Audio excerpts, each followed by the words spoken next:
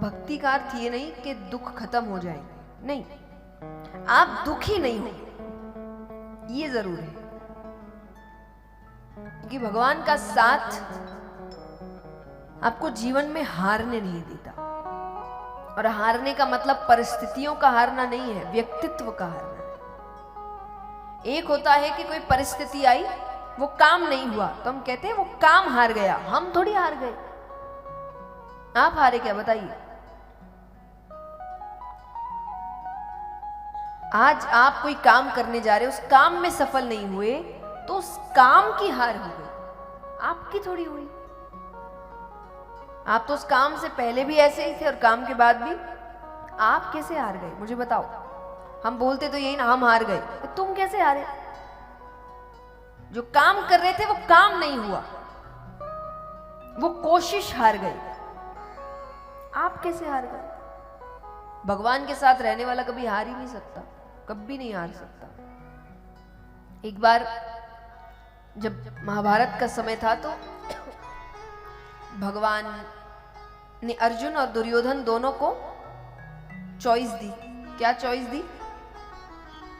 कि इस युद्ध में एक तरफ मैं हूं जो युद्ध नहीं करेगा, और एक तरफ क्या है? पीछे वाले कहे नारायणी सेना। तो दुर्योधन ने क्या चुना? नारायणी सेना। अब देखा जाए बाहरी तौर से तो वो समझदारी का काम कर रहा है कि एक अकेला व्यक्ति जो युद्ध लड़ाई भी नहीं करेगा, उसकी जगह किसको चुनना चाहिए? सेना। अर्जुन ने किसको चुना? भगवान को। अब जब दुर्योधन चले गए तो भगवान उनको व्यंग कर रहे हैं, अर्जुन को। तो भगवान ने कहा कि हार निश्चित है तेरी, हरदम रहेगा उदास। हार निश्चित है तेरी, हरदम रहेगा उदास। अरे माखन तो दुर्योधन ले गया, केवल छाछ बची तेरे पास। अर्जुन कहे जीत निश्चित है मेरी, दास नहीं हो सकता उदास। जीत निश्चित है मेरी, दास नहीं हो सकता उदास। अरे माखन लेकर क्या करूं जब माखन चोर है मेरे पास। बोले कृष्ण कन्हैया लाल की। चीज खत्म हो सकती है, पर अगर चीज को प्राप्त करने की कला आपके पास है, फिर वो चीज आपके पास कभी खत्म नहीं हो सकती। इसलिए एक बात हमेशा याद रखिए, लक्ष्मी के पीछे मत भागिए, मां सरस्वती के पीछे भागिए। धन अपने आप पीछे आएगा,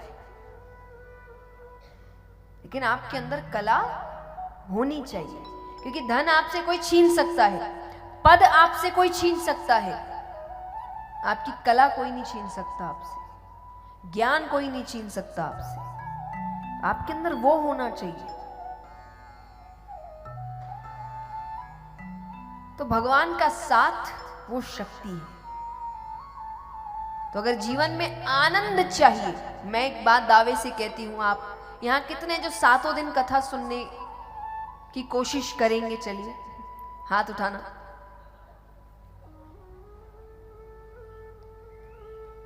पक्की बात? तो मतलब जो हाथ उठा रहे चेहरे मुझे 7 दिन दिखेंगे, है ना? हाँ,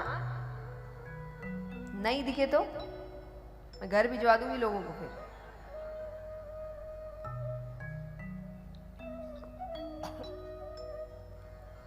तो आप ये महसूस करके देखिएगा इस 7 दिन में कि ये 3 घंटे हमें कोई चिंता नहीं होती कि काम कैसे चलेगा, जीवन का क्या होगा, घर का क्या हो रहा होगा, कोई चिंता नहीं। ये 3 घंटे शायद ही कोई होगा,